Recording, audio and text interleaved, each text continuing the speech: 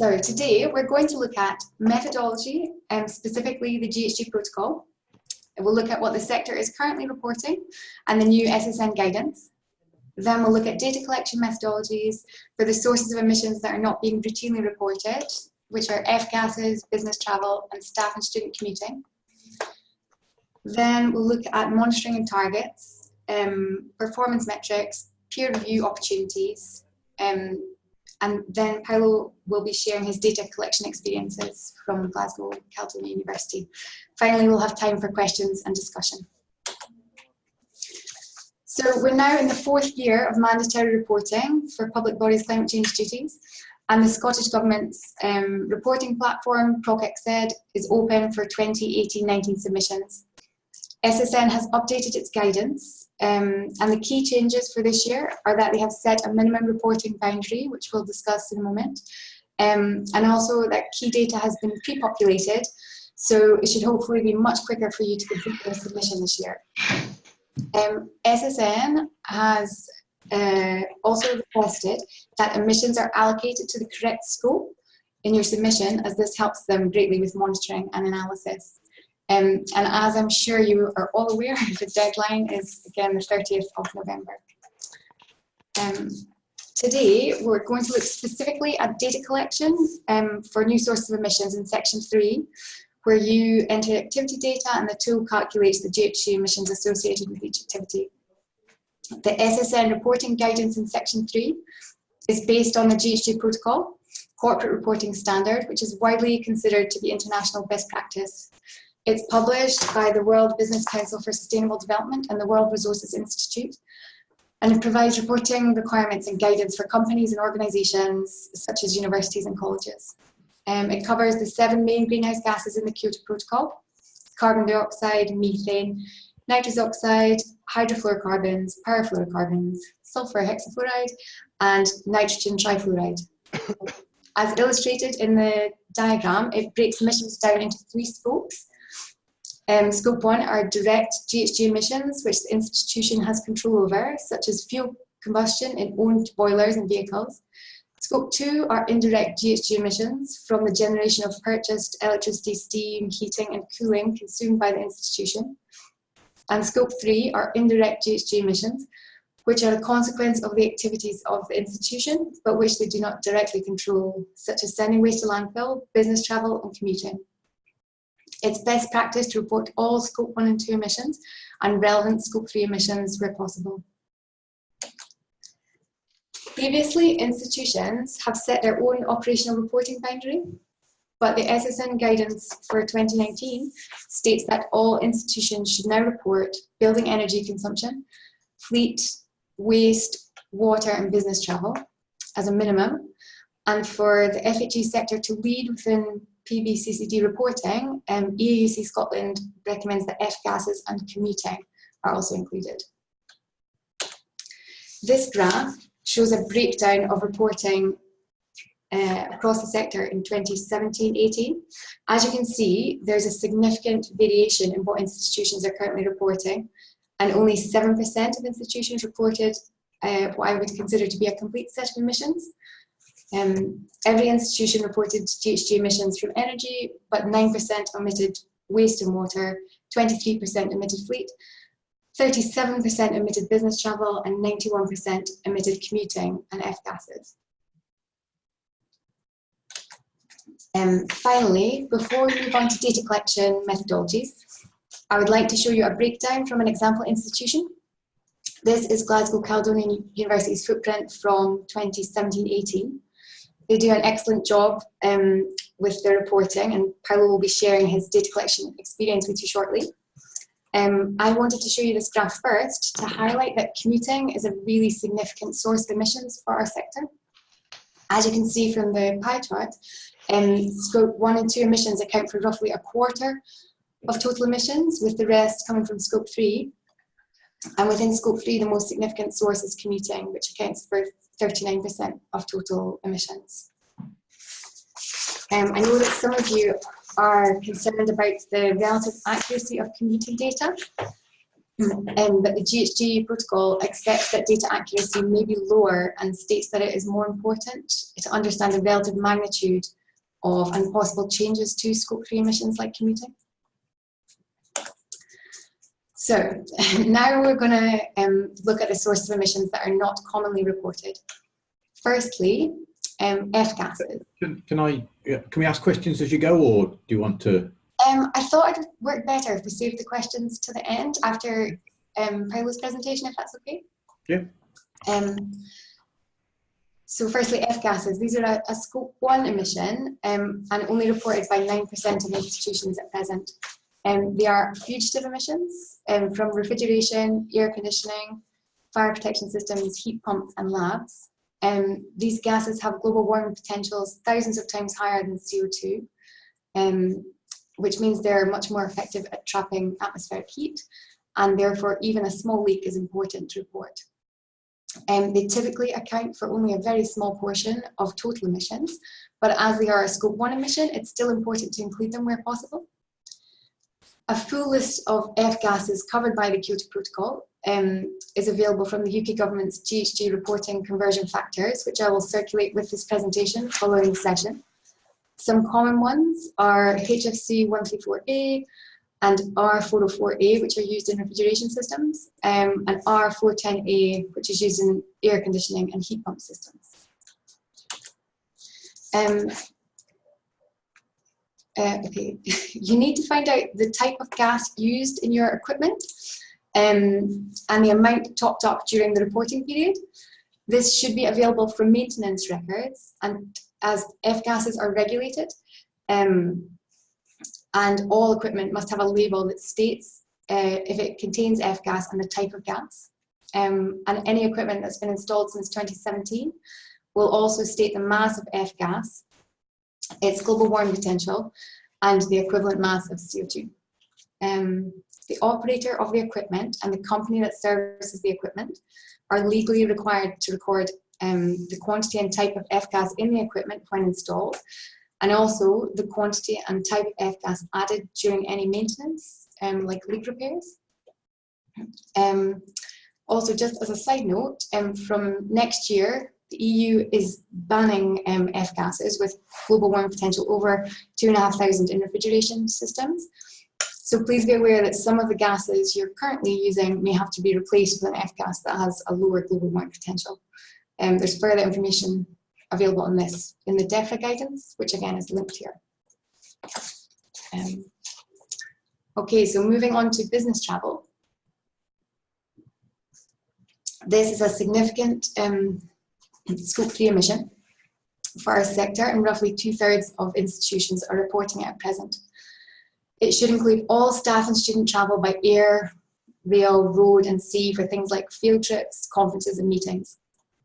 It's important to note that any travel in vehicles owned by the institution should be excluded, as these are of course a Scope 1 emission. The GHG protocol publishes a Scope 3 technical guidance document, which provides a decision tree to determine your data collection method. So firstly, I think we can all agree that business travel is a significant source of Scope 3 emissions for all institutions, especially universities. In terms of data, the highest quality you can have is the quantity or cost of each type of fuel consumed during travel, which you would be able to obtain from fuel receipts. However, where this data is not available, you need to collect distance travelled by each mode of transport. This type of data is usually available from your travel booking system or expenses. For air travel, data should be broken down by distance into domestic, short haul, long haul, and international. Domestic is defined as being within the UK, short haul within Europe, long haul outside Europe, and international flights are between non-UK destinations. It's important to collect data like this, as more fuel is consumed during takeoff and landing, so shorter flights emit more CO2 per passenger kilometre. If possible, air travel data should also be broken down by class of travel. The emissions factors for a first-class long-haul flight is 4 times higher than the economy option. And this is because the emissions from flights are allocated to passengers on a basis of space. So as a first class seat takes up a larger area of the plane, fewer passengers can fly, and therefore each passenger must be allocated a larger share of total emissions. Road travel is more straightforward, and data only needs to be broken down by vehicle type and by fuel type. Rail travel, bus travel and ferry travel will be collected in passenger kilometres, and car travel and motorcycle travel will be collected in vehicle kilometres. The GHG protocol data collection decision tree recommends that if distance is not available, you should use a spend-based method. However, the UK government states that there are no confirmed industry benchmarks that provide accurate kilograms of CO2e per spend for air travel, so this is not currently possible.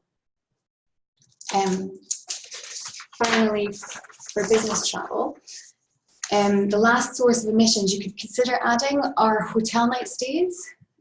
These are not currently reported by any institution, but it's relatively common to include them in the private sector, and they are an optional source recommended in the GHG protocol. PROC-XZ doesn't list them as an option, so you would need to select other source and manually input the emissions factor, which is 26.4 kilograms of CO2e per night. I sourced this from the consultancy I used to work for, but it's derived from BEIS data.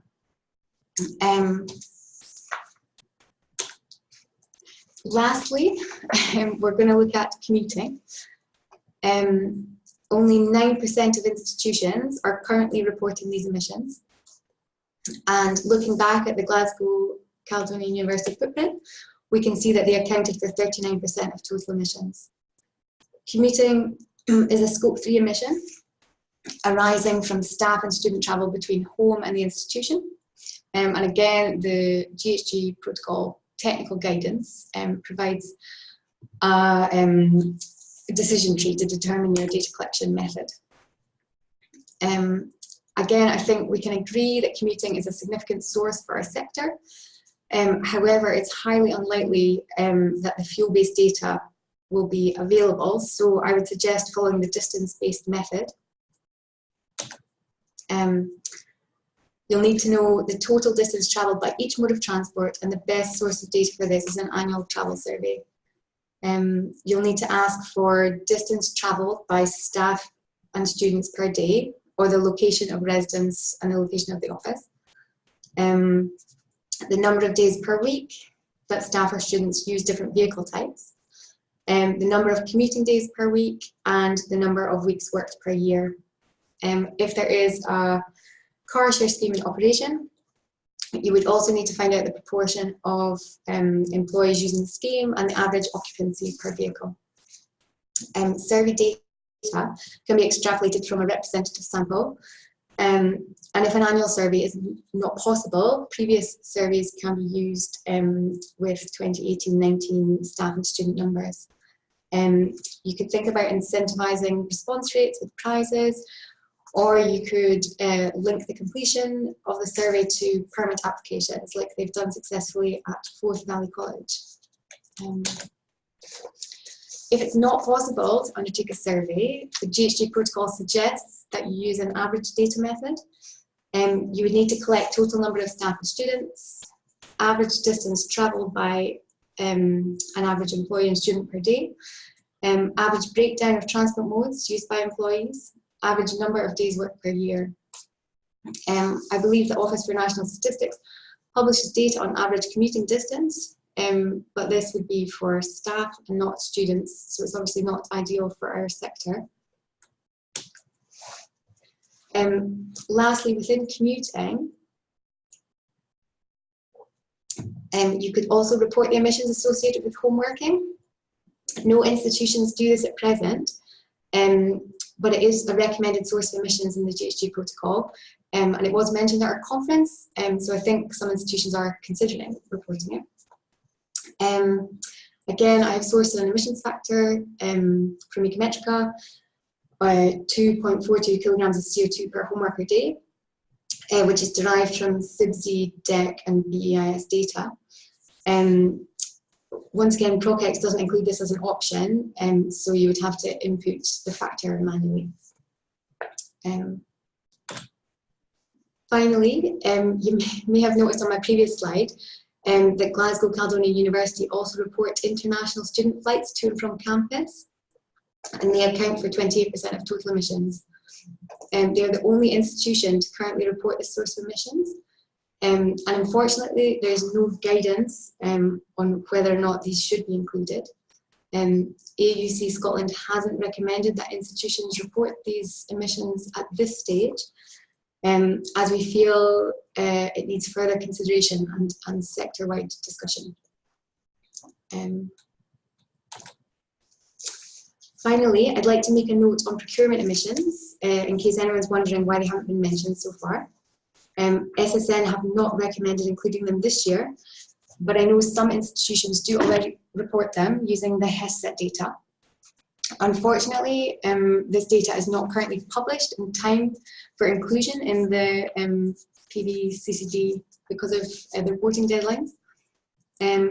However, as this is a topical issue, and obviously procurement represents a significant source of emissions for our sector, we're going to be running a sustainable procurement topic support network meeting focusing on this issue in September. Further details will be available on our website shortly.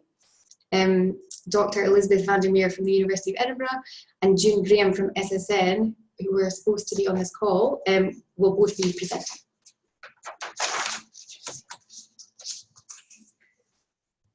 Okay, so that covers all of our new data collection requirements. Now, if you do choose to expand the boundary of your reporting, any changes should be retrospectively applied to the baseline year to enable meaningful monitoring of reductions against targets. If this is not possible, please make a note in PROCEX. And if you have not yet set any reduction targets, SSN recommends establishing a corporate target or a final endpoint by a fixed date.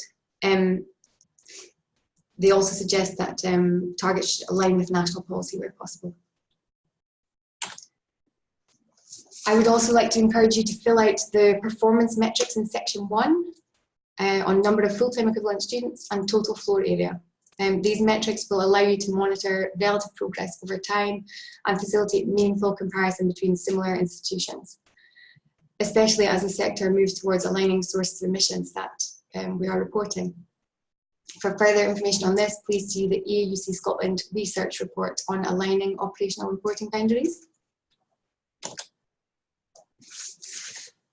Once you've had a chance to digest all this information and have a better idea of what data is available, I would highly recommend attending a peer review session. This peer-to-peer review is a critical friend assessment and an opportunity to share knowledge and improve your reporting. We've run these sessions for the last 2 years via our smaller institutions group, and members have found them really beneficial. And they're also a good addition to the validation section on your PBCCD report, which is section 6. Dates are still to be confirmed for this year, but it will likely be towards the end of October. If you'd like to be added to that mailing list, please let me know. We're planning to run another peer review session via the new Highlands and Islands Regional Network, and we'll be happy to facilitate a similar session for other groups if there is demand, perhaps regional groups or a group of research institutions. Please let me know at the end of the session if you would be interested. Okay, so that's us covered methodology, data collection and monitoring. And I'm now going to hand over to Paulo Cruz from Glasgow Caledonian University, who will be sharing his data collection experiences and challenges. And we will pick up all of your questions following Paulo's presentation. Everyone, I'm Paulo, I'm GCU Sustainability Officer, and I'm going to be sharing with you our experience collecting data for emissions reporting. So I'll be providing a little bit of context about GCU, our emissions inventory, and then I'll focus on our greenhouse, on F-gases, commuting, business travel, and end of term emissions, because these were the sources that Gillian asked me to focus on. And then we can take questions. So we're fortunate. We're a city center campus. We have, we're opposite the main bus station, or the central bus station in Glasgow. We are 10 minutes walk from two of Scotland's biggest rail stations, and we're next to a motorway. We have roughly 17,000 students in Glasgow who visit campus about 4 times a week during term time. And we have around 1,500 staff who come to campus roughly 5 times a week. We have satellite campuses in London and New York, and we have some strategic partnerships in Bangladesh, Oman, and Southern Africa. Like many of us will have this sort of partnerships. In designing our emissions inventory, we hoped to provide a comprehensive overview of our environmental impact. So we use carbon footprinting as a proxy of our environmental impacts. We try to be transparent, but we also try and focus on emissions that are significant. And we can spend a lot of time trying to improve data accuracy, only to find that particular sources aren't significant. We look for longitudinal trends. So as we add new emission categories, we try and get people to focus on comparisons within categories rather than perhaps worrying that our emissions are growing. We follow the greenhouse gas protocol standards, and our boundary is activities over which we have operational control. So Gillian's already included a slide of our inventory. We have 14 categories, 65 data points, and we speak to about 20 contacts and data owners to source data. Our inventory has been pretty much as is since 2012-13, and we add new emission sources as and when we're able to source reliable data. The 2 main ones were HESET procurement emissions from APUC, and we've recently added our outsourced catering operations, which are out of scope, but we include them just for context of scale. Anyone that reports emissions has a spreadsheet. Here's mine, a custom job. Basically, it's the current version, which is, so this is my version 2, is set up so that I will be able to use pivot tables to summarize the data. We report emissions to our executive body and court, and so we need to find a way of simplifying how we summarize this. So that the new version is set up for that.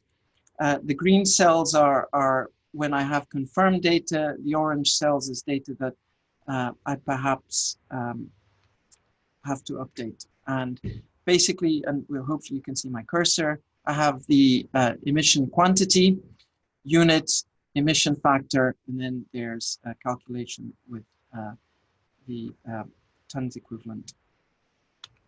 So our emissions these are for 2017-18, and transport is the most significant source, as Jill pointed out, with student commuting being the primary one, and end of term travel. I'll talk about end of term travel, but at the moment it only includes international students. Procurement is our 3rd biggest source of emissions. And in a nutshell, I know you're going to speak about this in later on in September, but they're based on an intensity factor derived from spend, and unfortunately that hasn't been updated in 5 years. So there's no indication of how the supply chain is improving. And then we have energy, and in this one we don't have catering yet, but catering would probably be after gas consumption, it would be the next source of emissions. To keep me right on where I am with my data collection, I have a table where I list my data sources, who the owner is, who the contractor is, and the contact. And for confidentiality reasons, I haven't put individuals' names here, but in the contact row column, I would have the person's name, and then I have a wee tracker on where I'm at with reaching out for the information. Generally, I do this in September. This year, I'm chancing my luck, and I started in August. So we already have some data. Contractors are generally quicker at getting the data they have than we are, just because of how they collect it. So for refrigerant gases, for us, it's quite fortunately, we have an awesome contractor, and they keep all the records that the legislation requires them to keep, and they make them available to us. So the regulation that requires records to be kept are all the pieces of legislation that implement regulation 517/2014 on fluorinated greenhouse gases. And that focuses on organization certification, personal competency, records, and information displayed. And if you guys don't have these records, some could argue that you're not compliant with the legislation. So if you're trying to source that data, you could use legal compliance as a kind of a little stick to get the data if they don't respond to any carrots you throw their way. So hopefully you'll have this data. We source it from our refrigeration equipment asset register, fire suppression equipment maintenance records, and F-gas movement records. So Jill was saying that, you know, when you add or remove gas, you need to keep a record of this. With regards to emission factors, there are now UK ones, but occasionally you might come across a gas that isn't listed, and the way you can find those are for the safety data sheets for the gas. And from experience, the emission factors generally don't change for the gases. So once you have it, you're okay. So what does it look for us? Well, we get a big spreadsheet. So the top one from our supplier, and it lists pretty much what they've done. So the little green cells note which cylinders they've used to remove gas or bring gas on campus, who the client is. So they'll have like a big central record, what building, what area in the building, the equipment ID, make, etc. Lots of stuff. I'm actually just interested in the two right columns, gas type and loss. And the loss is an addition, because the contractor used to report the weights in a variety of forms, but it used to be a number and kilograms, and that was quite onerous to process because I just needed the numbers, and it got confusing whether they were moving gas about or losing it. So an example is we had a refurbishment, and they had to drain a system 2 or 3 times, and it was quite horrific because I thought, my goodness, we've lost hundreds of tons or hundreds of kilos of F-gas, so our carbon footprint's going to be really bad. And the contractor said, no, we just drained them. We didn't lose that much. So they summarize it for me. So I take the kilograms loss and I enter them in the relevant cell in my spreadsheet, which is multiplies by the emission factor, and then it gives you your tons of carbon. Those of you that have a keen eye for detail, you might notice that these numbers don't match these numbers. That's because they're for different years, but the principle holds. The other one that, so I'll just say that F-gases, they're pretty straightforward if you have the data, and you should have the data. If you don't have the data, whoever services your F-gas equipment may not be complying with the law. And fire suppression systems, so we have them in our server rooms, they're covered. I think some switch gear for high voltage electricity also have F-gases. So your estates guys might know if any of your switch gear has that HFS6, I think, or SF6. We haven't got any, fortunately. So for commuting, what we do is we do triennial travel surveys. So every 3 years we do a travel survey, and we aim to catch students in their first year and fourth year, or at least twice in the university experience. And we extrapolate the modal distribution by distance band to the total student and staff population. In essence, you take the numbers that enable us to produce a graph like this, and you work out distances traveled by mode. So distribution, head count, gives you distance by band. We summarize the total distance traveled for the different modes of transport. So it factors in how often they come into the university, average distance, and mode of transport. And then we populate our spreadsheet with the distance, relevant emission factor, and it gives us emissions. I appreciate this is a snapshot of when people travel. We take a month to do the survey, but what we're looking are for trends. The key thing is the trend. So however you work it out, keep doing it so that you can compare like for like. So this is fairly straightforward. The challenge with this one is getting a representative number of respondents in our travel surveys. In our 2018, we had 500 students. In the 2015, we had significantly less. And somehow in our 2012, we had 1,000 students. I'm still trying to work out what we did and how incentivized responses. I haven't managed to replicate that. The data, getting it in this format can be onerous if you populate the various tables that lead to this one. But if you figure out how to use pivot tables, the process can go from a week to a few hours. So if you have to process data and you're not familiar with pivot tables, watch the many YouTube videos on pivot tables. It's a lifesaver. Business travel is nasty. Business travel is the most onerous and complex emissions to process data for. We have 6 suppliers that provide data. We source data from our expenses claim system.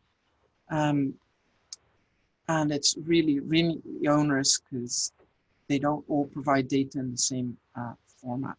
So I'll talk you through this because this is super time consuming, unfortunately, and prone to errors as well. So we report our gray fleet, and we use our mileage claims for that. We look at our hired fleet, and the 2 suppliers we use give us really clean data that takes like seconds to process. We just exclude student association hires because they're not our emissions, they're student association. Last year we added taxi hire, and that's a return from our primary taxi provider. There might be scope to retrieve taxi hire from our expenses claim, but at the moment the data is not in a user-friendly format, and you will see it in a couple of slides. We are also going to add coach hire because we figured out that coach hire should be able to give us user-friendly data, and we will work out whether it's significant or not. And then we have air and rail travel that is generally provided by the university's travel agents, and their spreadsheet is in the most or the least useful format you could hope for, ranging from, and I'll show you spreadsheets that have really difficult data to work with, to PDFs. So they'll send you a PDF that you have to manually transcribe the data. And sometimes they give you rail travel. So it sounds onerous, and it is, but it gets a little bit more complicated because rail travel and air travel can be booked directly by staff and students. And that goes into our expenses claim system. And We haven't quite worked out how to retrieve that, but there's a risk that, for example, for flights, we're underreporting some travel by 30%, and for rail travel, it could be 90%. So there's a lot of people using super sustainable modes of transport, and we can't reflect that. Overall, I suspect the impact is we're underreporting our total emissions by 3%, so significant. So what does our travel agent data look like? Well, I hope you can see this. They send you a spreadsheet, and the first problem they have is that people change their minds when they're going to travel, so you have credits, and you have to work out whether somebody could fly to the same destination with 2 days difference of the starting journey. And so you end up categorizing. So when we take our data, we create 2 columns, one for distance and one for a classification. So we have, so if you look at this table here, one for domestic, one for short haul, one for long haul, and one for international. So we manually code each line as domestic, short haul, or international, and we manually enter the distance if the travel agent hasn't provided it for the segment, and we use a mileage calculator online, which I can share the link. And you basically enter the starting airport, the destination airport, and it gives you flight. And so we do this, and we also use filters. So if in this case we have a journey from Edinburgh to London, we then filter for all journeys from Edinburgh to London or London to Edinburgh, so that we can quickly add the distance. And then we have an Excel function here that says add all the Ds, all the distance for all the Ds, and so on. So it's quite quick. With this particular travel agent, they hide some of the cells, and some of the cells are like a millimeter, or some of the rows are only like a millimeter thick, but they have data, and some of them aren't. So you spend a lot of time, kind of in essence, reformatting their spreadsheet, deleting rows so that your functions carry through, and then eventually you have your data. So in this case, one of our suppliers, the supplier that does our executive travel, they have roughly 120 data entries, but the other travel agents have around 300 data entries. Our expenses reports, or our expenses ledger, has 17,000 entries, and that is my current big challenge, because it's taking us about 8 days to clean the data, and it's everything. So we're trying to work with our finance to explore the dream scenario, which is just getting a data dump off our expenses claim system, and I don't know how I'm going to achieve that. And I'll show you what it looks like. We'll start optimistically with the dream scenario. So this is a screenshot from our data, our expenses claim system, and it very helpfully lists a variety of transport, modes of travel. So you can pick those, and then you fill out the relevant bits of info, like why you're going, where you're going, so on. And critically, what type of class you're traveling, and where you're starting and going. So if we were able to do this, then it would be much, much easier to automate the data, and it probably wouldn't be 17,000 lines of data. For business travel, we report average flights rather than class, and that's just because we're a little bit cautious of perhaps singling out particular individuals. And we think in terms of our environmental initiatives, it would be more beneficial for us not to name and shame people. And we work with averages, and we go back to, it's the trends that we're looking for. But what our data currently looks like is a monstrous spreadsheet. In this case, it's been filtered, but it just tells you, in this case, I was filtering for cells that had the word rail in it. And yeah, so there's a lot of travel here that we will struggle to document, because we may not necessarily understand where people are traveling from and to.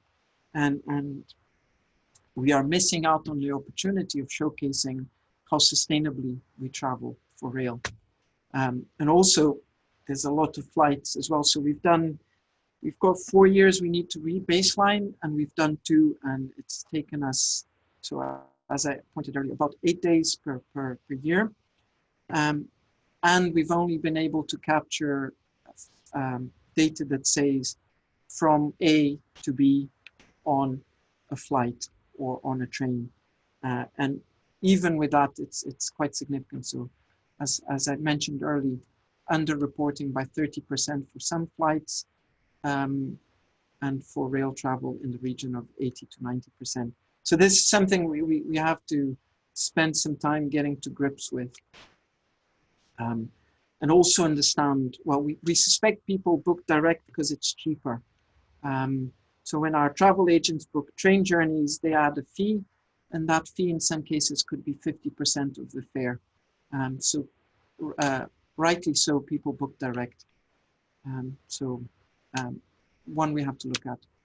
End of term student travel, we included this for completeness and transparency, but so far we've not quite managed to get home postcode data of our registry, and so we've had it contend with international students, and we get a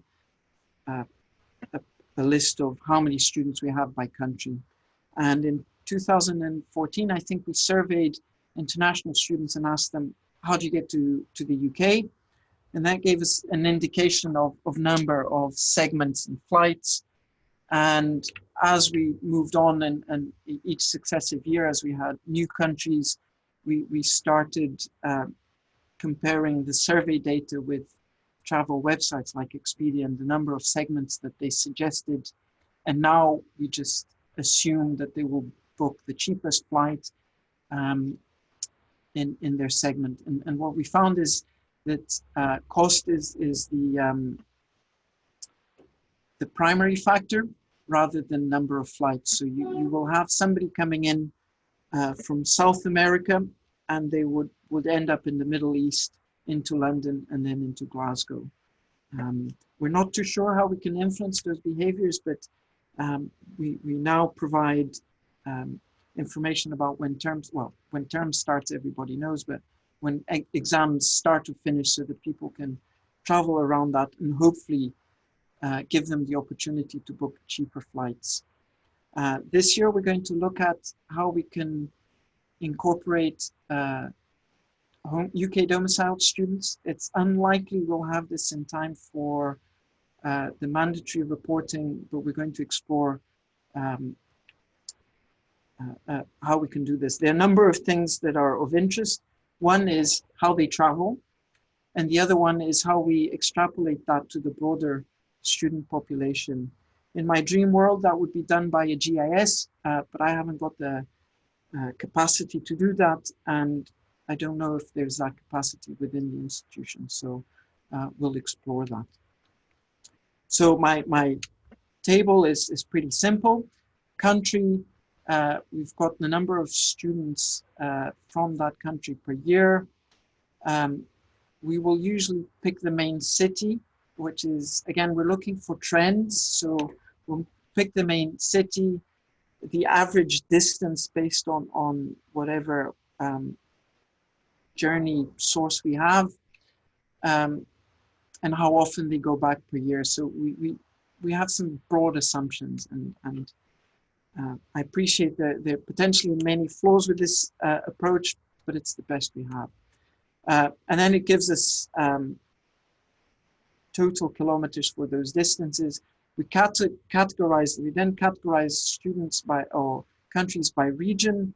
We summarize the students from that region, and then we sum up the distance traveled. And we do this so that we can disaggregate into short haul and long haul. Generally speaking, short haul are European journeys, and long haul is everywhere else.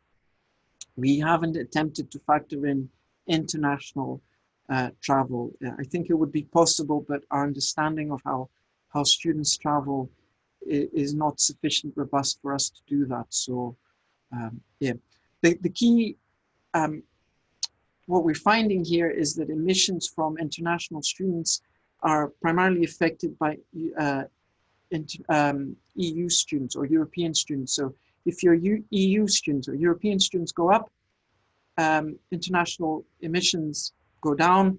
If those number goes down, then they go up.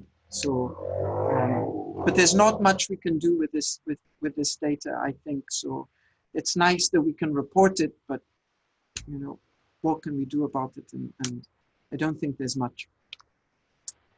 In terms of takeaway tips that I would share with you is try and standardize and automate as much as you can. And that is recycle emails asking for data, how you format data, see if there are functions in Excel that you can use to expedite things, and pivot tables are your friends, especially when you're dealing with 17,000 lines of data or even 200. If you know how to work macros, then I'm sure they could do something for you. And standardize your data. So make sure you explain what format you need the data in and why. Document your methodology so that if you have to explore why you're reporting in a certain way, you understand why it's that way, and then you can document any changes. And this is because you might pick up errors, you might pick up omissions, and you need to understand why you're doing it. And also, we do this once a year, so you'll probably have forgotten how you did it the year before. And if there are differences, you'll be required to explain why those differences are significant. So, yeah, and explain when you reach out to people for data, tell them why you're going to use the data. So for us, we've got a pretty compelling case. SFC require us to report, and so we have to do it. But also highlight how the data needs to be presented, and don't be shy to say, that doesn't work for me. You have to provide it in a better format. So we had a travel agent that helpfully gave us a PDF with total pounds weight emissions, and it's useless. And so we said, no, we want a spreadsheet with segments, and we want to calculate the distances because we can't explain how you've calculated your distances. And they obliged, which was great.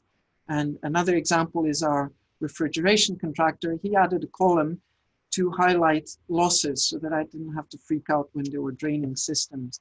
And add emission sources gradually. So I know we're under pressure to report more comprehensively, but you might spend a lot of time chasing data that's insignificant. So don't feel shy about saying, well, that data is insignificant. So for example, for us, wastewater and waste is an insignificant source of data because of how our waste contractor processes our data.